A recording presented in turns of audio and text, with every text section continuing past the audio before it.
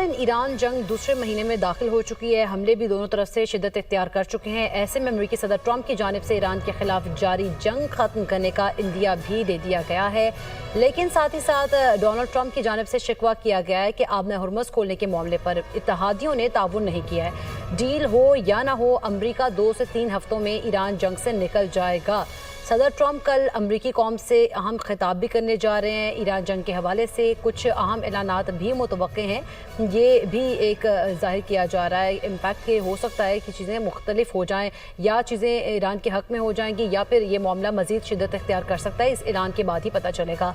अमरीकी सदर के तानों के बावजूद बरतानिया की जानिब से ईरान जंग का हिस्सा बनने से साफ इनकार कर दिया गया है और वज़ीर आज़म सर कीर स्टारमर ने आज दो टुक अल्फाज में कहा है कि हमारा ईरान जंग से कोई ताल्लुक नहीं है और बरतानिया को इस जंग में घसीटने नहीं देंगे। इसके साथ साथ ऑस्ट्रेलवी वज़ीर आज़म एंथनी अल्बानीज़ ने भी कौम से खिताब के दौरान कहा कि मशरिक़ वस्ता की जंग के मुआशी असरात कई माह तक जारी रहेंगे। तो ये असरात जो हैं कहाँ तक फैलते हैं दुनिया में, इस पर बात करेंगे। हमारे साथ मौजूद हैं rear admiral retired Javed Iqbal साहब। बहुत शुक्रिया जावेद इकबाल साहब अपना कीमती वक्त देने के लिए। अब अहम ऐलान जो किया गया डोनाल्ड ट्रंप की जानिब से, आप समझते हैं कि कुछ पॉजिटिव चीज़ें देखने को मिलेंगी क्योंकि उनकी पर्सनैलिटी अनप्रेडिक्टेबल सी है और जिस तरह से इंदिया दिया गया ईरान जंग ख़त्म करने के हवाले से, तो ये हो सकता है पॉसिबल? जी बिल्कुल, इस वक्त ये गेम ऑफ नर्व्स है। जो ईरान के जो एक उसका एक बड़ा रिजॉल्व है उसको आजमाया जा रहा है। आप एक तरफ देखेंगे 6 अप्रैल की डेडलाइन दी और उससे पहले भी डेडलाइन दी जाती रही और फिर भी बॉम्बिंग कैंपेन इसराइल की तरफ से अनरिस्ट्रेंड जारी है, जिसका ईरान जो है बड़ी शिद्दत के साथ जवाब दे रहा है। और बीच में ये एक नेगोशिएशन एफर्ट जो पाकिस्तान में फॉरेन मिनिस्टर्स की एक मीटिंग बुलाई गई और उसके बाद हमारे वज़ीर जावेद इकबाल साहब से रब्ता करने की कोशिश करेंगे। आपको बताएं कि एक माह से ज़्यादा हो गया है, दूसरे माह में ये जंग दाखिल हो चुकी है और अहम ऐलान भी किया गया है डोनाल्ड ट्रंप की जानिब से। उन्होंने कहा है कि ये इंदिया दिया है कि ईरान जंग का ख़ात्मा मुमकिन हो सकता है और साथ ही साथ हमने देखा कि कल रात भी इस्फहान पर बहुत बड़े हमले किए गए हैं और ये कहा जा रहा है कि 2000 के करीब बंकर बस्टर जो बम थे वो बरसाए गए हैं। तो सूरत हाल कुछ कशीदा दिखाई देती है। जावेद इकबाल साहब हमारे साथ ही मौजूद हैं। जावेद इकबाल साहब काइंडली कंटिन्यू कीजिएगा। जी जी बिल्कुल, मेरे ख्याल में इस वक्त अमेरिका की ये बड़ी शिद्दत से ये कोशिश है कि किसी तरह ईरान जो है वो कोई फ्लेक्सिबिलिटी का मुजाहरा करे, कोई उनकी तरफ से कोई इस तरह का बयान आ जाए जिसमें वो अमेरिका को अपनी जीत का अंसर नजर आ सके, जिसके लिए बंकर बस्टर भी आजमाए गए। फिर टॉक्स का भी एक दिया जा रहा है इंडिया और अभी ये भी सामने आया कि थोड़ा सा एक स्टीव विटकॉफ से अब्बास अराक्ची की तरफ से एक बयान आया कि हाँ रब्ता हुआ है मगर उन्होंने अपनी जो मुतालबात हैं उसके ऊपर कोई कंसेशन नहीं दिखाई।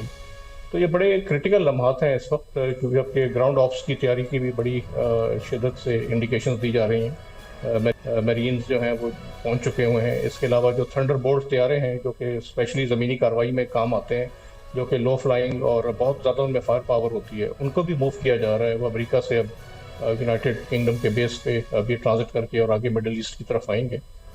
तो इस वक्त बड़े क्रिटिकल लम्हात हैं और वी होप के सैनिटी प्रिवेल्स और जो इसमें जो चीन का जो एक बहुत अहम किरदार सामने आया है, उम्मीद है कि वो जो स्ट्रेटेजिक मैसेजिंग से डोनाल्ड ट्रंप अपनी जो कार्रवाई पे कोई नज़रसानी करें और कोई एक ऑनरेबल एग्जिट जिसमें दोनों फरीकों का एक ऑनरेबल एग्जिट हो। जो ह्यूमैनिटी की सफरिंग है, जो पॉपुलेशन सेंटर्स की टारगेटिंग है, जो इकोनॉमिक सेंटर्स की टारगेटिंग है, उसमें कुछ कमी आए ताकि दुनिया एक सुख का सांस ले सके। बिल्कुल।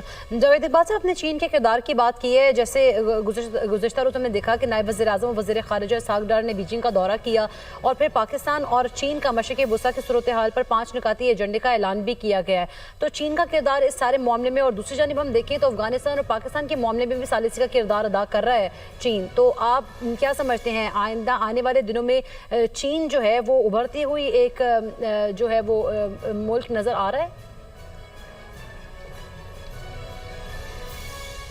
जी बिल्कुल, मेरे ख्याल में जो एक अजीम ताकत होती है, सुपर पावर होती है, वो उसका इस बिना पर नहीं होती कि वो कोई भी जंग कहीं भी छेड़ दे और किसी को भी झुका दे। एक अजीम ताकत जो है उसका मजर होता है कि वो एक रीजन के अंदर पीस और अमन कायम रखे। और इसमें आप देखेंगे चीन की अप्रोच इसमें बहुत एक विजडम से भरपूर सामने आई है।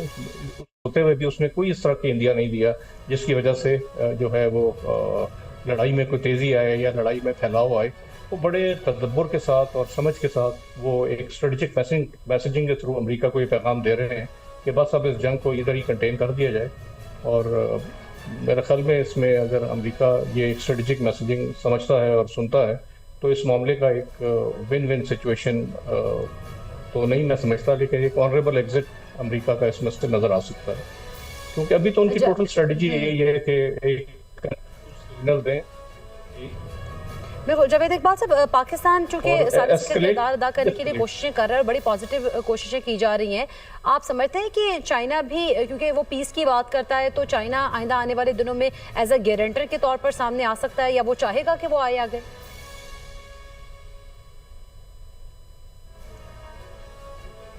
जी बिल्कुल, देखिए जैसे मैंने कहा कि great power is not about the ability to wage wars and win wars. Great power is about the ability to negotiate peace and to enforce peace, यानी कि अमन कायम रखे, वही अजीम ताकत है। तो इसमें चाइना का बड़ा एक रिस्पॉन्सिबल उनका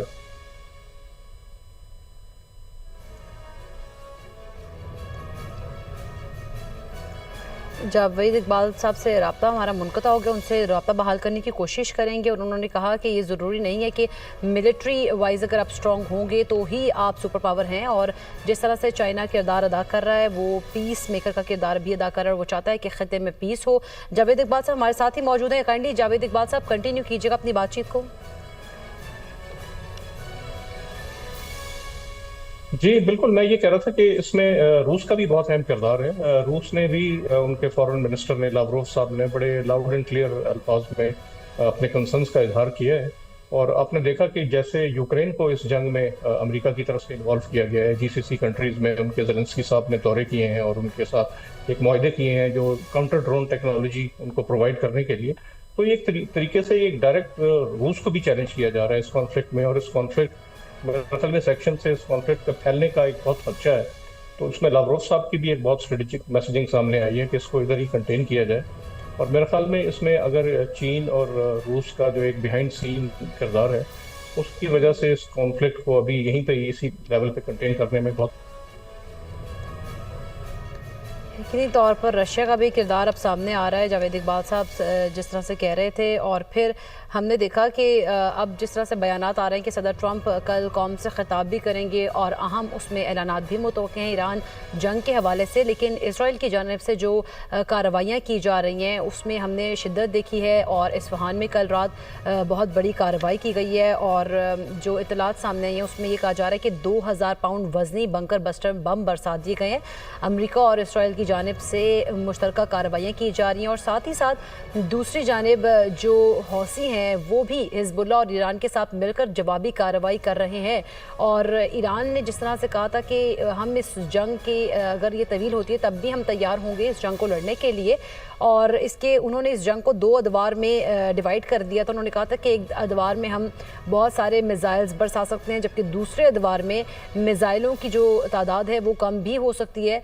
तो ईरानी जो हैं वो बड़े रेजिलियंट हैं, उनको मिसकैलकुलेट किया गया कुछ तज्ज़ियाकारों की जानिब से जब गुफ्तगू की गई, तो उन्होंने कहा कि एक्सपेक्ट नहीं किया जा रहा था ईरान से कि वो इतना भरपूर जवाब देगा। लेकिन अब जो क्योंकि ये जंग दूसरे माह में शामिल हो गई है, तो उसकी वजह से जंग जो है वो दूसरे महीने में शामिल हो गई है, और ईरान अब तक फ़ाइट कर रहा है। और उसकी भी स्ट्रेंथ्स के ऊपर बात की जा सकती है कि वो उसकी स्ट्रेंथ्स ऐसी कौन सी हैं कि वो अभी तक जारी है जंग के हवाले से। जावेद चौधरी साहब हमारे साथ